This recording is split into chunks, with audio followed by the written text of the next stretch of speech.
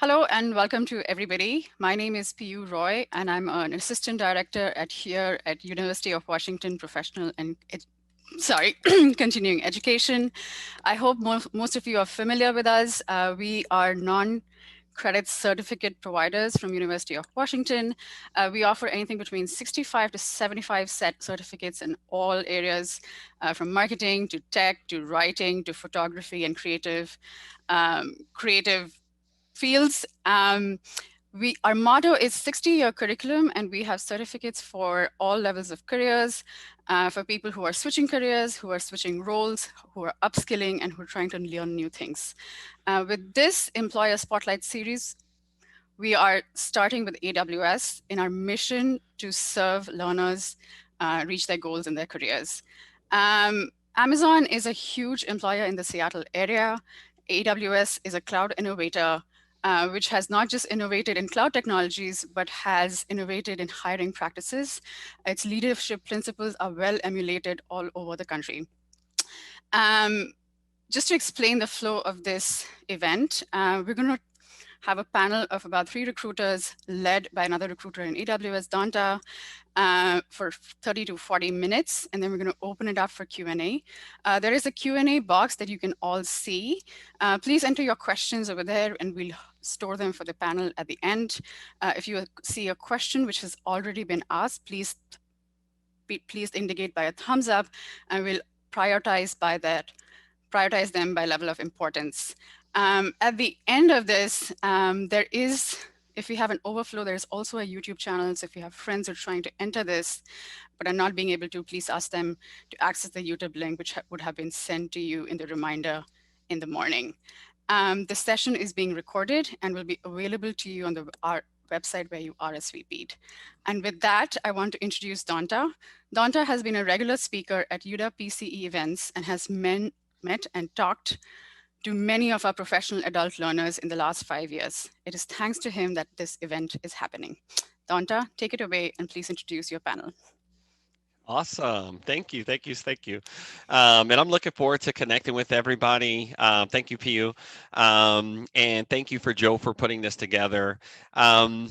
Like she said, my name is Dante Moore. I'm a senior engineering recruiter at AWS, and I'd like to introduce the panel of amazing people that I brought along with me today. I first like to introduce Tracy LaFonte. Or LaFontant, I apologize. I'd like to introduce Leneric, and I'd like to introduce the one we would like to call Chi Chi. And I want to start off by just giving each of the panelists an opportunity to talk about just real briefly about, kind of their role in kind of their, career, what they do here, and maybe their journey at AWS. And we could start off with you, Chi Chi.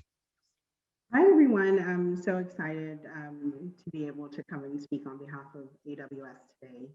A bit about what I do. So I work in more of a diversity recruiting program management function. So I enable recruiters with the skills to be able to attract and identify and develop diverse talent. Um, I started my career journey in talent acquisition, and since have had the privilege to make the transition into more of a program management role. But that's a bit about me, and I'm excited to share any kind of knowledge I can to help you guys further along in your career. Thanks for Awesome. having me, Dante. Thanks for bringing me along. No worries. Tracy, you want to go? Yes.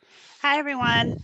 My name is Tracy LaFontaine. I'm a sourcing recruiter for AWS, and I've actually been at AWS now for about a year and a half. My background is primarily technical recruiting. I've worked on roles varying from software engineering, database work, solutions architecture, and now I primarily support an organization that has and offers various industry solutions. And very happy to be here today. Awesome. Leneric. Yes, yes. Thank you. First and foremost, thank y'all for having us. My name is Leneric Muldrow. I've been at Amazon for about 5.5, going on 6 years. So I've been a part of this big boom when it comes to hiring. I was in AWS for 2.5 years, and most recently I transitioned over to join a team called Amazon Business, where I'm a hybrid of both what Chi Chi and Tracy are doing within AWS. Awesome.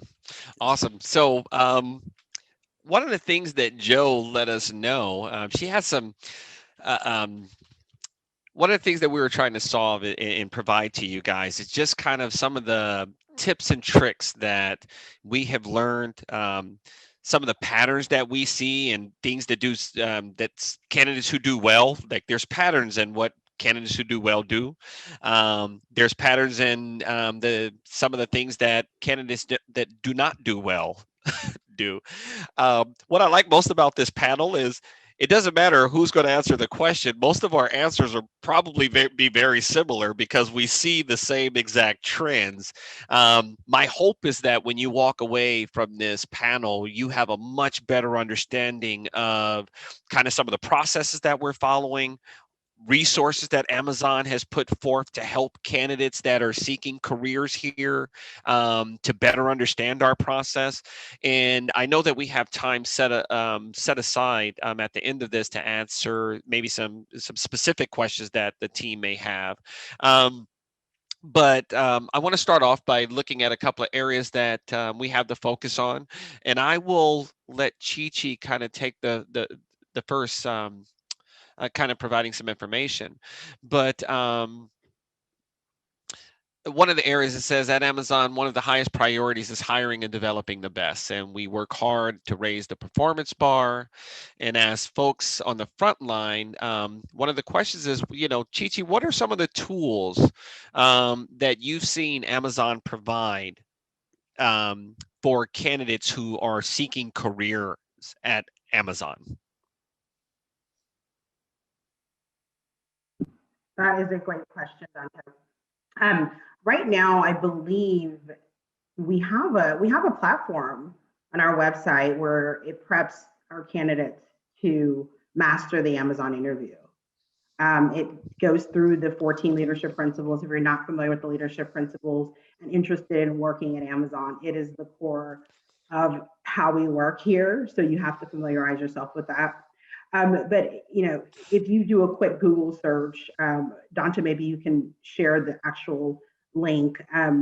It'll take you directly to kind of step by step. I think there's even a workbook that's attached to it that helps you really think through your different examples. So I think that's a really good tool for the toolkit when you're preparing for an interview with Amazon. I will also add, it's really not about what Amazon provides is amazing, right? There's the tool online, but ultimately, right, to ace the interview, you're going to have to dig deep within yourself and really pull out those examples. So we can give you the tools, we can give you the tip by tip, but you really have to know your resume, and you have to know your contribution to the organization. I often tell people when we go to work, right? We're hired to do more than just the transactional day in, day out work that we're doing. Think about the impact that you make in your role to the greater value of the organization. And I think when you think about your role in that manner, it helps you be able to drill down into the kind of quantifiable impact that your role has on the organization and to your team. And when you know that, and then coupled with the tools that we offer, it helps create an opportunity for you to be able to ace the interview. So Dante, I hope that answered your question, but I know we have some good resources online. I think it did, and I think Leneric may have presented a couple of those. Leneric, why don't you talk about those resources that you were popping links in on? I was muted. So yeah, actually, I sent them to you in Chime. If you want to provide them into this platform, that'll be great. Awesome. But one of the resources that Chi was actually referring to is our jobs.amazon landing page. And if you go there, not only can you look at the various jobs and the various locations that we have across the world, but it also has a page where Chi was mentioning for interviewing at Amazon, where it breaks down all the different competencies, all the different LPs, and it also gives you an opportunity for you to understand the way that your background will be assessed in the interview process. Now, one of the things and one of the takeaways for me as a recruiter for the past years within Amazon is that we look for one major underlying theme, and that's a problem solver. We want to understand how you disambiguate a problem, how you break it down to smaller pieces and solve for those smaller pieces until the solution has been presented. And we want you to take time to build that on your own, to dive deep into questionings, to uncover all the different requirements that may be needed to do your job. And so in the interview process, when we're diving deep into your background, it's really important for you to understand what you specifically did and what you brought to the table for whatever job family that you're looking to apply for at Amazon or interview at Amazon. There's going to be a portion where we're trying to understand, hey, what happened when things didn't go as planned? What happens when, for lack of a better term, when stuff hits the fan, what do you do? How do you still move with pace? How do you still move with two-way door decision making? And then at the end of the day, how do you still deliver results in a very ambiguous and fast-paced environment? Tracy, you got anything you'd like to add to that? Yeah, to Chi-Chi's point, I always tell my candidates that I feel like interviewing at Amazon is a good self-reflection moment where you're really able to think about, what are some of the projects or experiences that I'm most proud of and why? Or on the flip side of that, perhaps what are some experiences that perhaps didn't go well and what did I learn from it? You'll notice that our behavioral style of interviewing, as Lynn-Eric was saying, we do dive deep into the details. And if you're able to be, self-critical and kind of recognize those growth areas, I think that kind of helps to lead the conversation. And I want to piggyback on what they're saying. I've learned that when I talk to the candidates that I engage, the way that I would describe interviewing at Amazon is it's sort of like if you're an actor, right? We're going to give you a bunch of information before your interview. We want you to understand our leadership principles. We want you to understand the position that you're interviewing for. But interviewing at Amazon is not the type of interview that you show up and you're like, okay, great. I show up. I'm going to see where this goes.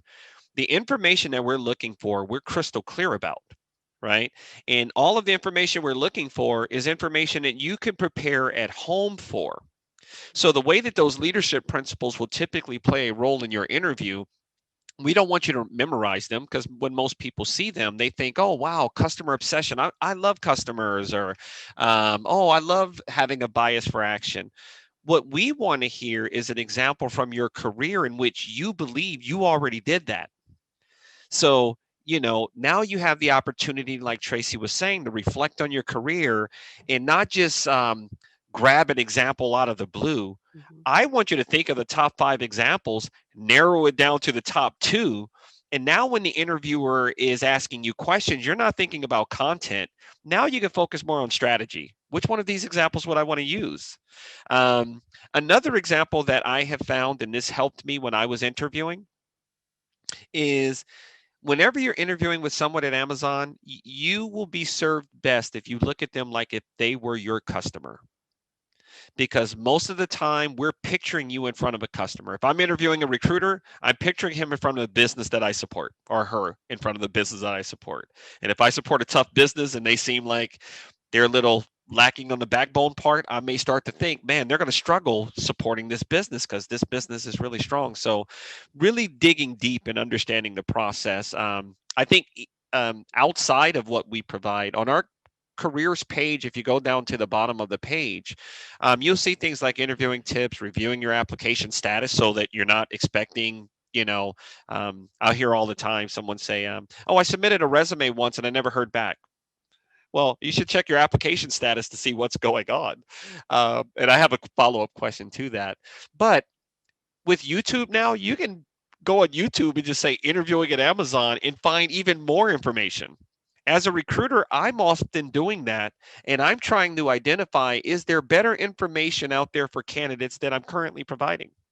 I did want to ask Lynn-Eric, have you ever heard a candidate tell you that they applied once and they never heard back? And if so, what did you think of them saying that way? What would be your advice to people who say, I applied once and I never heard back?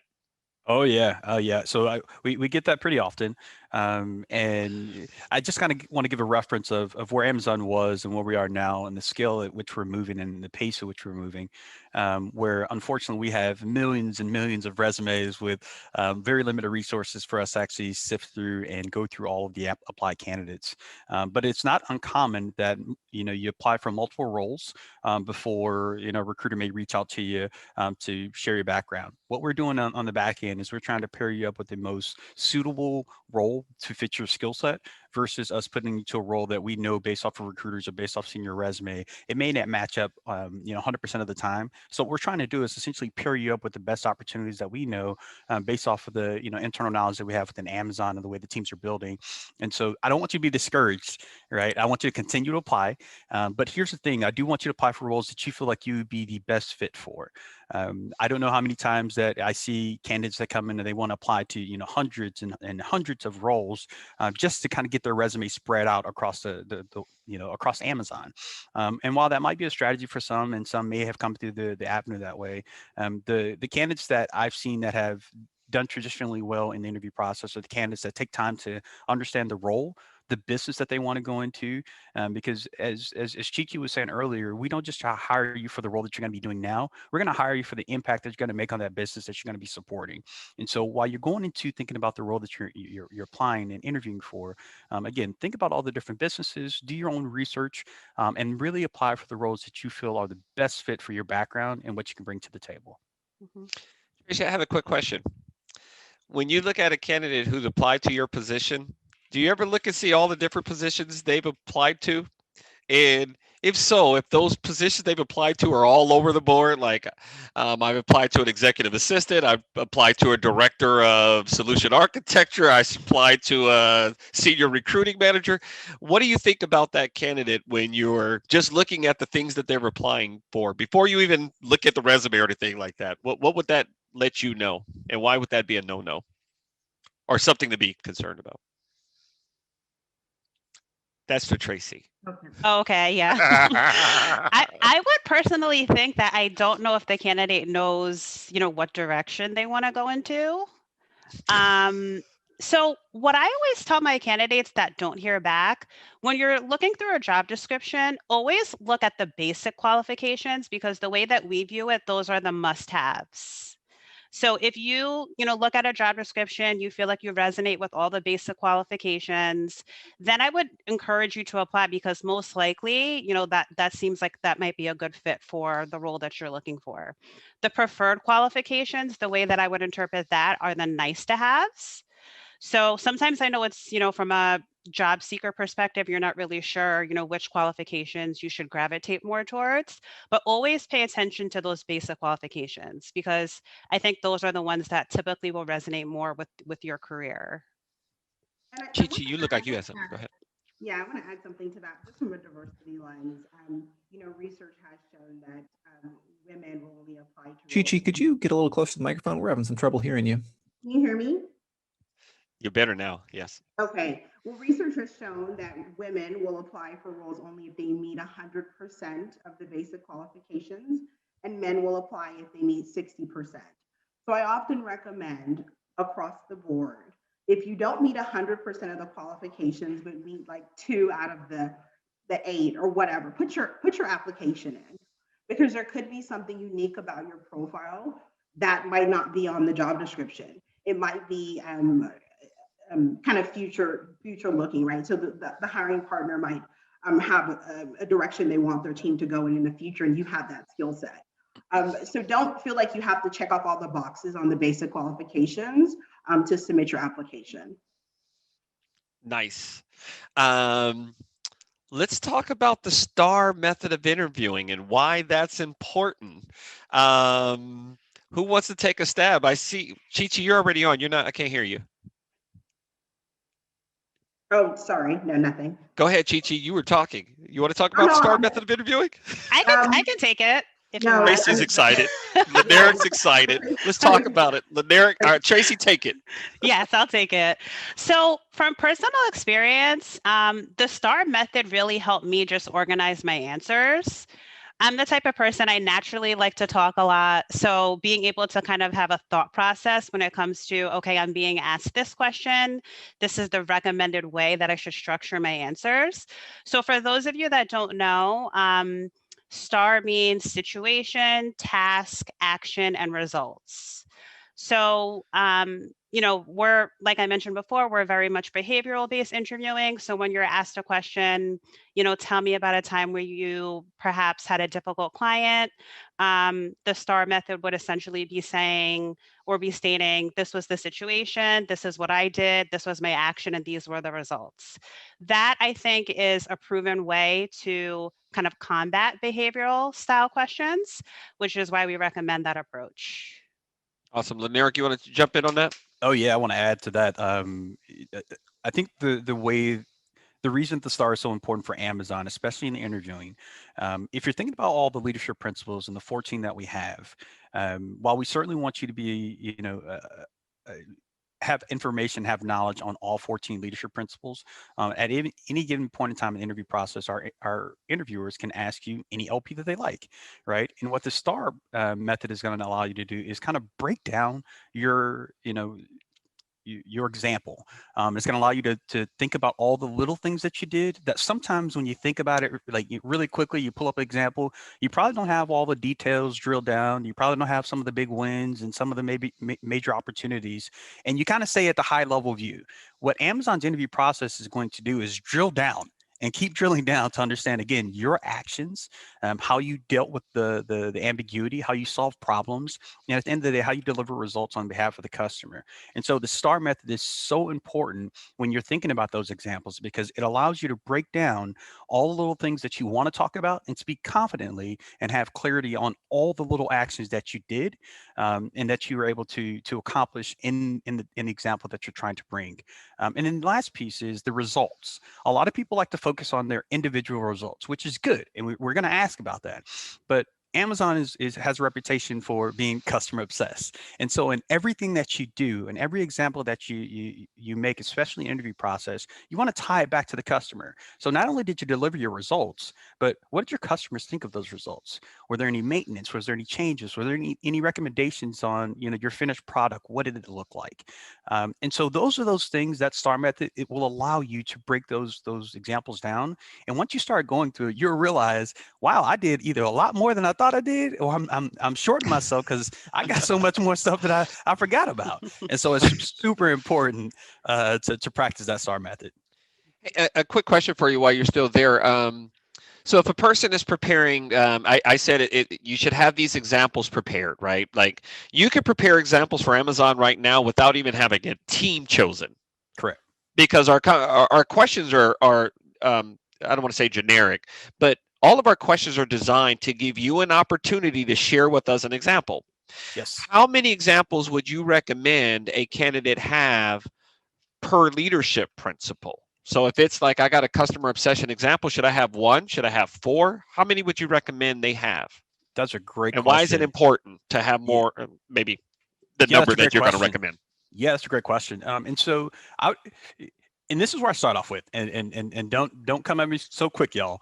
But I tell each one of my candidates, please jot down at least 2 examples per LP, right? And what I'm doing is allowing you to get yourself to figure out and pull examples from your career that you can showcase in the interview process. Now, will you get 28 examples? Probably not. But what you will do is start to work that muscle on understanding all the projects and the major projects that you've done within your career that you can start to draw from. And then whatever that number is, whether it's 10, whether it's 5, whether it's, you know, I'll recommend at least 5.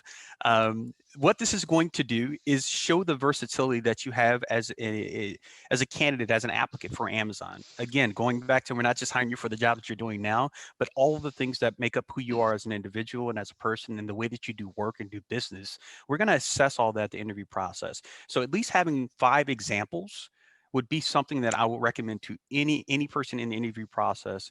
So you can show your versatility. You can also have the clarity on your answers. And then at the end of the day, you'll be able to feel that much more confident on, you know, showcasing again what you bring to the table. And I'll piggyback off of that as well. The thing that I have found when you are prepared, like with 5, now you can more start to think about strategy in the interviewing process versus content.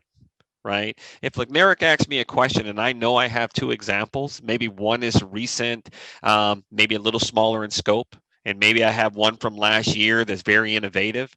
When the interviewer asks me that question, instead of just jumping right in, I could say, hey, great question, Lyneric. Would you like an example that's smaller in scope, that's more recent? Or would you like to hear this innovative example that I have from last year? If you're looking at that interviewer like a customer, they just feel like they were provided options. And all of our interviewers take the data that we gather during the interviewing process, and we assume that this is the way that you would normally be with customers, right? Which leads me to my next topic that I'd like to get. So you can hear from us that our interviewing process is really data driven, and they should have examples of leadership principles. Chi-Chi, what would you say about, are we only gathering the leadership principle examples, or are we only gathering leadership data through their examples? Or are we always assessing for leadership principles throughout the conversation? Mute, Chi-Chi. Now you are. Yeah, you always start off with the mouth moving. Sorry, I do want to add to the previous question. Low volume. Well, there you go. I do want to add to the previous question. So when we talk about the STAR method, understanding that the R piece, right, the results piece, I generally, when I was in the recruiter seat, I would tell my candidates, you want to make sure that your examples are filled with data. So you need a good amount of quantifiable data to show the impact that you've been able to make in the role, in the project, whatever it may be. So if there's no numbers in there, keep working on your example. If you can't be able to speak to like the result as it impacts the customer, keep working on your examples that you want to share during the interview. That's very critical. And then when we look at the 14 leadership principles, I always tell candidates I used to work with, although we have 14 leadership principles, we really have 15. The 15th leadership principle is vocally self-critical. It used to be a leadership principle back in the day, but it's been now merged with another one. I forget which one. But it's going to be critical that you are vocally self-critical throughout the entire interview. And just, it's a way to be in life, right? So just be mindful of that as you're going into an interview with Amazon. Now, Dante, to answer your question, in the interview process with Amazon, we're assessing every part of the conversation. So whether it's, you make a quick statement about something that happened to you at work that has really much to do with the interview. Like I tell candidates, once you've made this statement, it's out there. And now the interviewer is open to being able to assess you based on what you've shared, which is another reason I share very vocally to candidates, know your resume. Everything that's on your resume is up for conversation. So oftentimes when I talk to candidates, they're like, oh, that's on my resume. I totally forgot, and they can't speak to it. So it's going to be really important as you're having these phone interviews, these on-site interview, whatever it may be, to understand that you're always being assessed, but understanding and being sure that you know your resume will allow you to be able to speak to every single, I had a candidate that the interview asked them about an organization they were a part of, and they put to present with the organization. And the interviewer was like, oh, so tell me more about this organization. And they're like, oh, I haven't done anything with that organization in 10 years. So, it became a conversation like, well, you have to a present. So we have to be really mindful of like I like to call it, the marketing product that we're putting out there about ourselves, which is our resume. So make sure you know it and understand that it's up for conversation in the interview. I often talk to candidates, and I'm often saying to them that, we don't interview all the time. So we don't have the best interviewing habits. And I think what happens is a lot of interviewers, they naturally want to feel like a certain amount of rapport with the person is hiring. I used to be that way, right? Like if I could build this rapport, I could go further. Our process is purely data. and you need to stay focused on that data. You're going to build rapport with that interviewer through providing them data, through listening to their questions. If you don't really understand the question, feel free to say, hey, let me make sure I'm understanding what you're looking for correctly. And when you were saying earlier about being vocally self-critical, raise your hand if you ever read feedback that said the candidate was overly verbose. Right? It's the candidate that thinks I'm the greatest thing in the world, and that's not what we want to hear. We just want to know, what are you good at? And are you self-aware enough in the areas that you're not good at? Do you feel comfortable saying no? I don't know. I don't know the answer to that question, because we don't expect you to know everything. Sometimes we're asking you questions to see, where does your knowledge stop? And then we know what gap exists, and then we can think, as we are assuming the risk, with that gap that they have, can I put a plan together that's going to help them be successful if they join my team? Have I successfully filled that gap with other members on my team? So your ability to be forthcoming with information, because if you're not forthcoming from information, or you're not comfortable saying, I don't know, what starts to happen with the interviewer is you start to go against one of our primary leadership principles, which is called earns trust. By the way, I don't have a lot of pictures in my room. You guys see that one there. But right next to me, I keep my leadership principles laminated on my wall, because I'm often thinking about these things. I'm talking about them all day long, and that's how important they are. Now, one of the things that Joe wanted me to ask the group also, the panel, is, what about a candidate who does not come from a traditional technical background? They don't have a degree technically. What are your thoughts on how they should look at jobs? I think we have a lot of non-tech jobs, so that's not a problem. But what about folks who may want to, transition in that way? Tracy, you look like you need to answer that question. I mean, I can take that one. You were thinking deep about it. Well, I know what I've seen is, if you're looking to kind of make that transition, whether it's getting involved in specific projects outside of the scope of your work, or I've seen people sometimes do boot camps, also take certifications. One of our leadership principles is learn and be curious. And I could actually speak for personal experience. So as you all know, I'm in recruiting, but I actually got AWS certified last year. And and I feel like, I feel like most people would say, oh, recruiting, AWS, I'm not sure what the correlation is, but I feel like the world is your oyster, and we really embrace that. So just kind of showcasing what are some of those extra things that you're doing to kind of show that passion that you want to transition into that area, definitely goes a long way. Tracy, quick question for you. I got my certification as well. Why did you get your certification? So I really enjoy technical recruiting. So when thinking about AWS's value proposition, I wanted to understand, what are some of those services that are super popular in the market that our clients and our customers really enjoy? What are they getting out of it? I think it's important to kind of know, S3 versus EC2, what are the differences? And it helps me to also have more educated conversations with my candidates to relate to, where they want to go, perhaps what they're doing right now. So that was kind of my main motivator.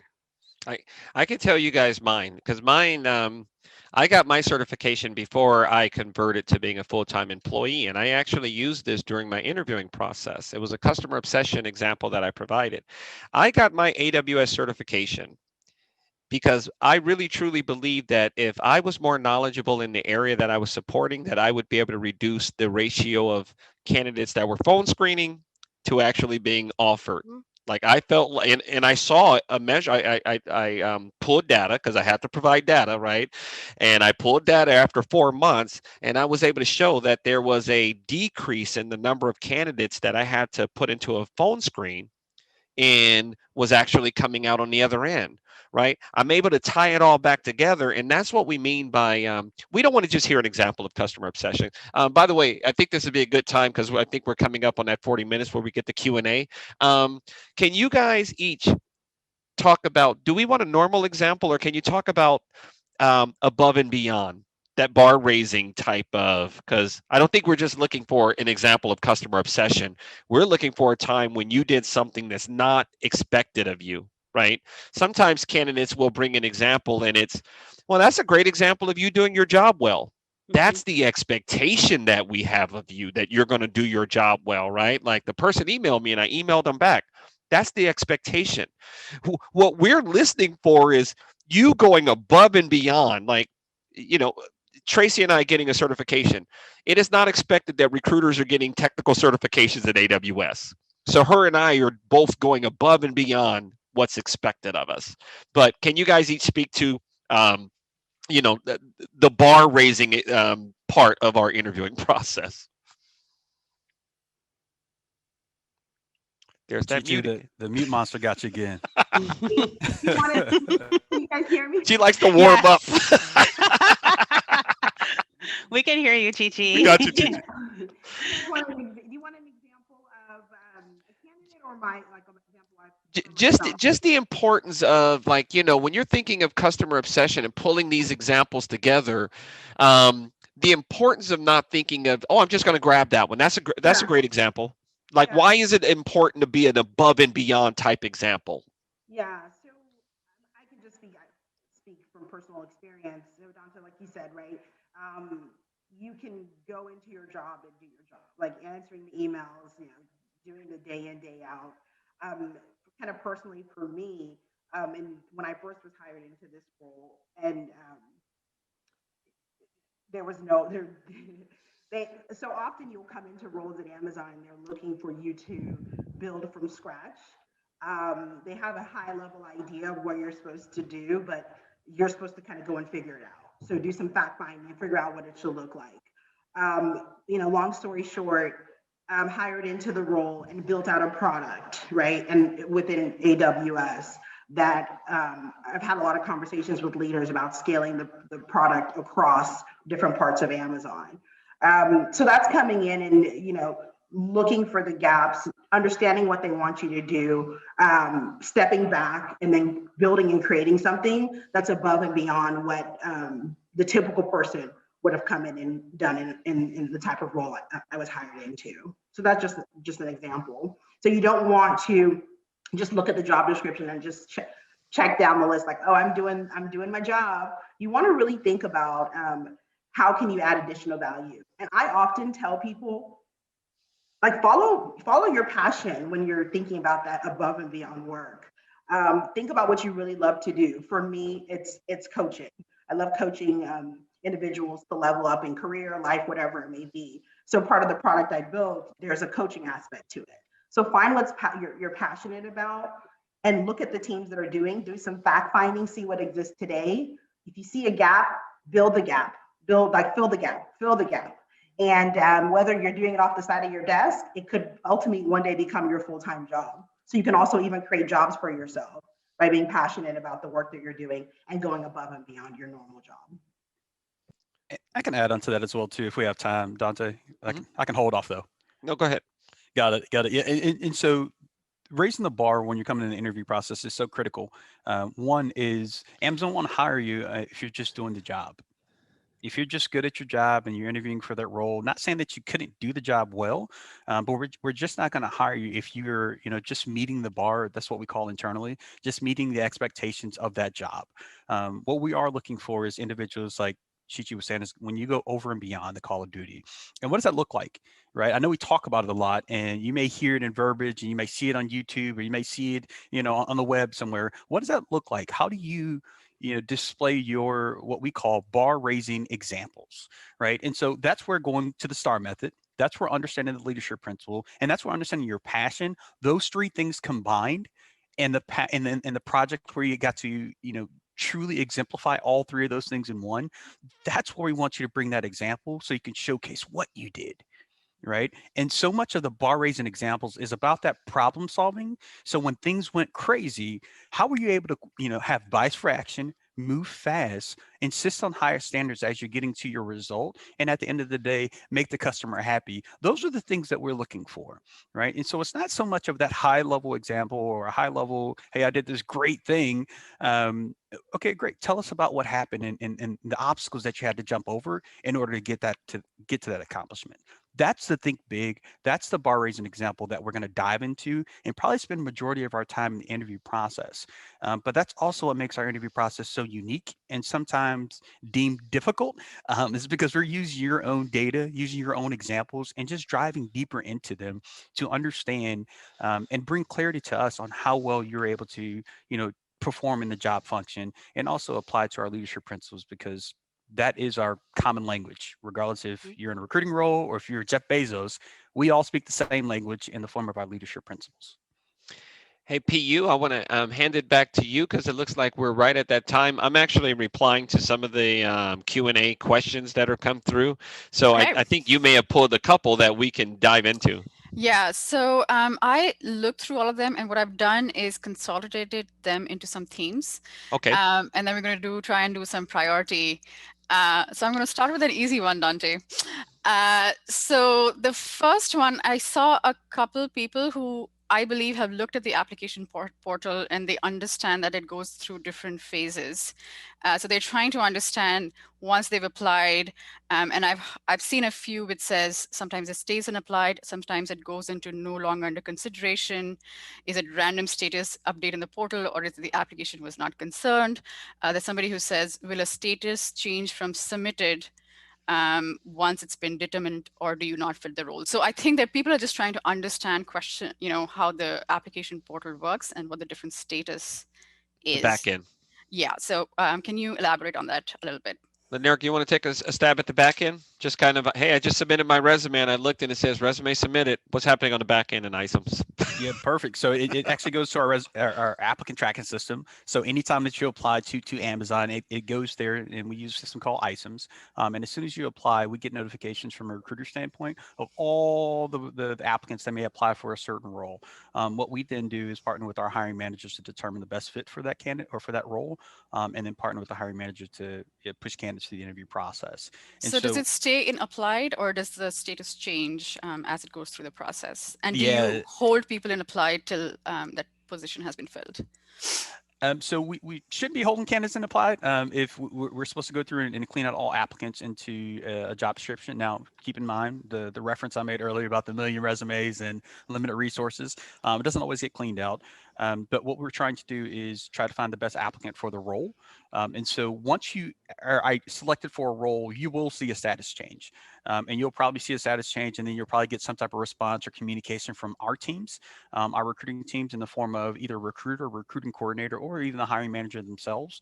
And so the status that you should see change once a recruiter has identified your profile and moved to the next steps. I believe it's after the applicant is submitted, it will move into either a phone screen or a resume review session that I believe is reflected on the candidates portal as well too. Okay, all right, that's good.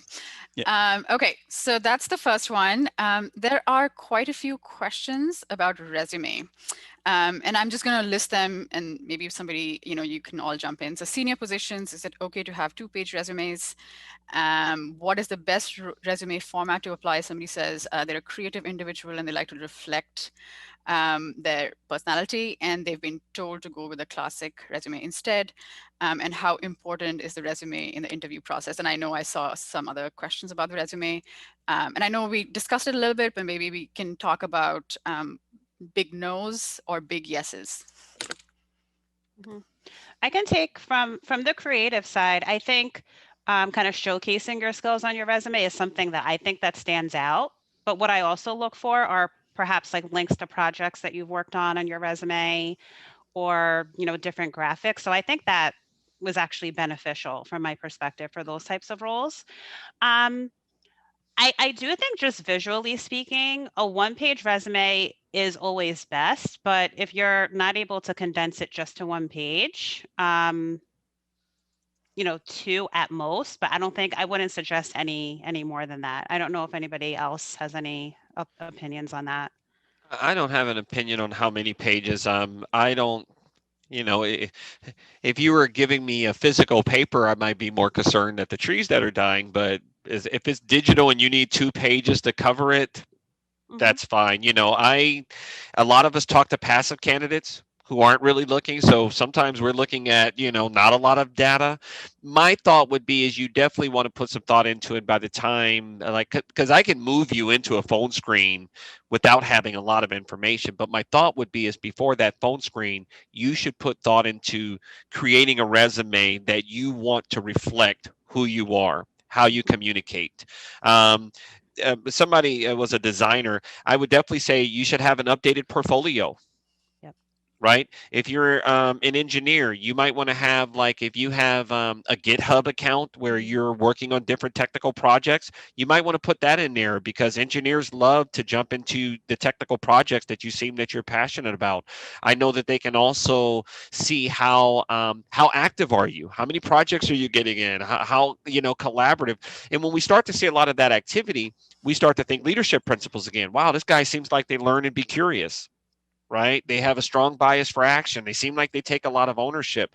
We look for those leadership principles in many different ways, but it typically, I don't want to talk about how your application should be. I think a better way to think about it is what type of applications would maybe stop. I would say ones that follow different patterns. So someone who maybe their application is 2 years old and they update it, but the update doesn't look like anything else. Because then it's like, how much attention to detail are you? Definitely don't have any misspelled words in it. Or like that example that was provided earlier, there's groups that you're, say, a part of, and it's just, how clean are you coming to this process? The thing that I can tell you is the better you prepare for an Amazon interview, you're over prepared for anybody else. So 100% agree. Yes, you're over 100%. Yes. Yes. Okay, so amendment to the process question. How does the referral process change how you view an applicant? So the question is, do referrals from Amazon employees make a significant difference to the Get Recruiter attention? And I've seen different versions of that question. SLA's change. The time to respond to an employee referral is different. Right. Okay. We have we have to look at the resume a little bit faster than other resumes, because our single highest percentage of hires at Amazon comes through employee referrals. People referring their friends, and they tend to refer people. Outside of that, that's it. Yep. It's not like interviewers to say, oh, this person referred them, we need to look at them differently. Nope. It's just going to get you into the process a little bit quicker, but you still got to get prepared. Direct answer. I like it. You still have to show up ready. Yep. Correct. Okay. Sorry, I stabbed that one real quick, guys. That was good. I'm only answering easy questions. I Short, like simple, it. sweet. Okay, so my favorite section, which we touched upon a little bit, are non-traditional candidates. And there are versions of these questions. There's somebody who's asking about what advice do you have for people returning from the workforce after being a stay-at-home mom, for example? What is special tips for diversely experienced or career-changing candidates? And I know you mentioned a little bit about certificates and boot camps.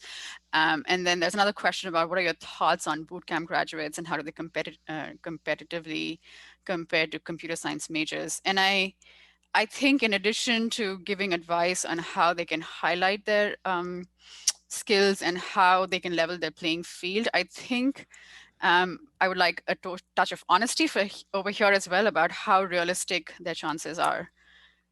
So moving to the hard questions. There you go. Yeah.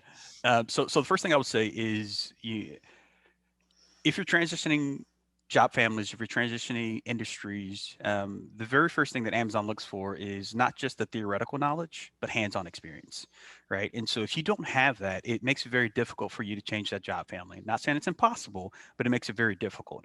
Only because, again, going back to that bar, and understanding what Amazon is looking for and how they're going to assess your skills for that role, within Amazon, we want you to have some of those basic qualifications. And if you don't have them and you're trying to get into that job family, I would try to seek those elsewhere. I would try to, find a mentor, if you're in the tech field, Dante was actually referring to the open source projects that you contribute to. If you're in the sales and marketing side of the house, there are, seller meetups, or there's different things that you can network and start to gain experience without actually being in that role. But it would definitely play aid in you trying to come into the interview process, at least showing, hey, here's what I've done, here's where my passions are, and here's where it's leading me to go and interview for this role. But you can't come empty-handed, right? Amazon is a pay-to-play, regardless if you're already inside Amazon or trying to get inside of Amazon. We want to see what you've done, and we want to see that hands-on data or hands-on knowledge that you've been able to share. And so if you don't have any of that, I would suggest that you start to seek that. And sometimes Amazon won't have all the resources for you to do that. And so you'll have to do that outside of Amazon before entering to that applicant or interview process. I And like if I that could answer. piggyback just a little quick off that, I think sometimes in making that quick transition, when you think of AWS, when I first joined AWS, I always thought, man, I wish I had joined the cloud earlier. And once you get in AWS, you realize this is the early days of the cloud. Like leaders say, we haven't even scratched the surface, right? Less than 15% of technology organizations are in the cloud. This is the early day. Like any certification you get in AWS is going to start putting you in a very small percentage of people who actually, not a lot of tech people got certifications in AWS, right? I'm like Tracy, I recruit different industries, oil and gas, healthcare, right? Once these people get these certifications, you're kind of putting yourself into a smaller pool. Now, it doesn't mean that, maybe you have that, and even if you get that certification, play around with projects. Right? Someone asked in the chat, what if you're not in a leadership position? At Amazon, everyone who's hired from the top down is considered a leader. You're a leader amongst your peers, is what it is. It's not that, oh, I was a manager. It's just, hey, I'm fresh out of college, but amongst all these other college people, I could give you examples of how I'm a leader in this area. I'm more customer obsessed than my peers, and so on and so forth. Go ahead, guys. Sorry. And Piyu, there's a question about being a stay-at-home mom and returning back to the workforce. So we actually have returnships where you ease back into the workforce. Can you give advice to our listeners about how to find that? Yeah, I believe they're on our website, but we can send resources after this meeting as well. And I think I mentioned this, that if you have any resources that came out of this conversation, we can add it back to the confirmation we'll send to all the RSVPs. Okay. So sort of a segue and maybe into this category is what is your results of the effort to hire more minority candidates? And they want numbers. Sound like a cheat question. We don't provide numbers, but sound like a cheat question. You don't provide data? Nope. No, I will say that. Gigi, I can't hear you really well. She's ramping, P. You give her 2 seconds. It's going to be like, Better. Yes. Yeah. Yep. Okay, perfect. I don't know what's going on today. Okay, so I will say that AWS, we have a significant amount of programs that we're launching and knee deep in to increase diverse representation at our organization. This presentation is recorded. I can't give numbers. We don't share numbers, and I have to be frank and honest.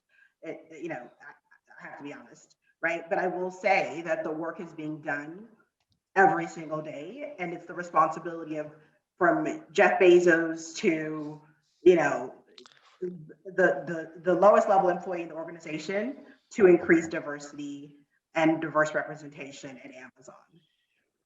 All right. Does anyone want to add anything to that? No, I think that's pretty on Okay, point. no, that was a great answer. Just want to make sure. It's just the focus that we all have. Yeah, it's important. Yep. It is. Super important. So now I'm going to get into some of the more smaller questions, which are not others category. So someone early in their career, what is the best path to getting hired at Amazon? There doesn't seem to be many entry-level position. Would you recommend applying to contract positions to get your foot in the door? I'll take that one. I would say yes. I contracted at Amazon twice before I converted to being a full-time employee. It gives you a good opportunity to, first of all, start to build up accomplishments, right? It gives you a good opportunity to understand our work backwards kind of philosophy. It gives you it gives you an opportunity to just be in the environment, so you understand why these things are so important. But that's what I did. I wasn't. I didn't think I was prepared to just jump right into an interview. I went into a contract. I got to do a lot, and I love the challenges that Amazon gives you and the opportunities they give you to grow. I got to partner with you. And I always say this too externally, if you can't get a contract inside of Amazon, I would still suggest even finding contract work within the space that you're trying to get into at Amazon to, again, give you some hands-on experience, whether it's 6 months, 12 months, 3 months, at least you're having some type of work experience or industry experience to showcase your skills. Thank you. Okay, so I'm going to take the I will most. add, if you're earlier in your career, we have like specific programs like around TechU, some apprenticeship programs. We can send information on that, but that's for earlier in career. Because I did see some questions from people earlier in their career, and they're looking for opportunities to get in, and we definitely have those opportunities. So the most upvoted question: what AWS technical skills are most in demand? Ooh, I feel like it's gonna depend on who you ask, Yeah. and what team that they're partnering with. I think across the board, AWS is still growing, and as Dante was saying, we're still 15% of, or we still have another 85% of the market to go, right? And so those technologies are always constantly changing. What worked for us 2 years ago definitely has changed in a major way. Right. Even in the individuals that I recruit for, even when I was within AWS, recruiting for EC2 and the S3 teams and in Kumo and scaling up all their programs and procedures, the team was evolving. Even when I was on their team, the technology was changing. And so I hate to say it this way, but tech is going to change. So what we tell you today might change tomorrow, right? And so that's why we want you to dive in head first and get as much experience as you can, because Amazon hires for the fungible skill sets, meaning we want transferable knowledge. And so if we just tell you to focus on one thing, that one thing might be minute in the next 6 to 8 months or next 12 months. And so sorry to give you a very high level view of what technology to use, but all of them. Yeah. And what I would add to that, sometimes I think it just comes down to the fundamentals. Just to Lineric's point, we're always changing. We're very fast paced. So having kind of like technology fundamentals and being willing to learn, I think is, a good kind of skill set and mindset to have too. And you might want to start with if it's like a switch to cloud, I think like a cloud practitioner certification might be a good start. I started with a AWS certified business partner. It was just like, if some company is looking to sell cloud technologies, this gives you a good overview of cloud technology. And that's all it was, is just an overview, right? Yep. I would also advise when you go to the AWS site, play around with how you search. Like, right, I saw someone who was in accounting, you might want to put like an accounting tool that's specific to that. It's just your search and see what comes up, right? Or like I support oil and gas. I tell people sometimes I'll just put in oil and see what comes up to see what new positions have hit. Play around with your search. Don't get so specific. It has to be this executive assistant or technical project manager. Sometimes search some of the tools that you're really good at and see what job families they may go against, and then start to look through those basic requirements like Chi referenced earlier. I want to add to that. I understand, right? We all want to work at companies like Amazon. It's an amazing place to work. I will never lie about that. But ultimately, this is our one life to live. We want to do what we're passionate about. So although you're searching for the right technical skills to work at Amazon, remember to follow what your passion is, because that's where you're going to go deeper. That's where you're going to learn and be curious. That's where you're going to thrive. So don't just go and get a certification because you think Amazon's going to notice you. Get a certification that you think that you'll be passionate about and you'll continue to want to dive deep and learn about. I think Yeah, the that's first thing they'll say is like, "Oh, what type of projects have you done?" Because you don't have to have a job. What type of projects have you done in your AWS dashboard, right? And if you're just like, "I got the certification and I don't go to my dashboard," then it's going to show a lack of. I'm curious to learn even more. I mean, that's where we start to go. I'm not curious enough to go deeper, and dive deep is one of our leadership principles. I can point my computer back at it, guys, right there. Okay, so we are at 101, and I do want to just get very short answers to two top two questions. How should we explain gaps in our resume, and are there limits, in quotations, on how many positions applicants can apply for in 1 year? And these questions have been asked multiple ways as well. No limit to the amount, but go ahead. That's it. No That's limit. I'm out. Yep, no limit, no limit. Mic drop. Okay. You can apply to as many as you like. I would say keep it to maybe under 10. If you're applying in bulk, I would say keep it to 10, Yeah. and not go over, because again, we see some individuals that have applied to literally thousands of roles at Amazon, and they're still applying. Unfortunately, when I see something like that, it makes me, again, going back to what Tracy was saying, does this candidate really understand what they're looking for? And so. Bye, Chi-Chi. And how do we explain gaps? I have to drop, Oh. but I do want to answer that question on the gaps. Like I would tell, candidates and clients that I coach, there should not be a gap in your resume, because in that time that you're looking for a job, something is happening. So what's happening? Are you taking on new education?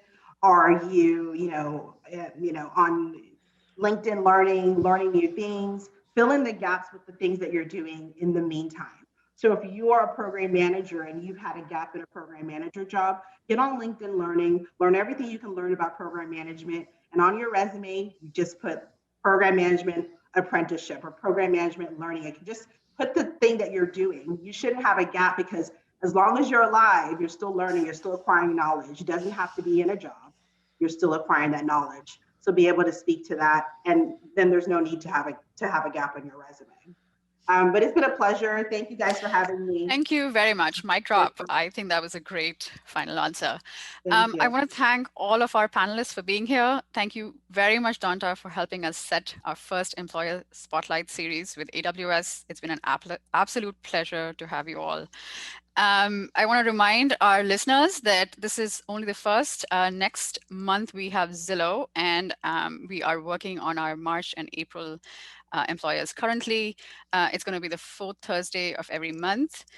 So please go to the events page, and look for us, sign up to our newsletter. Thank you very much, everybody, for joining. Thanks, Hi, everyone. everybody. Thank you all for having us. Thank Goodbye. you.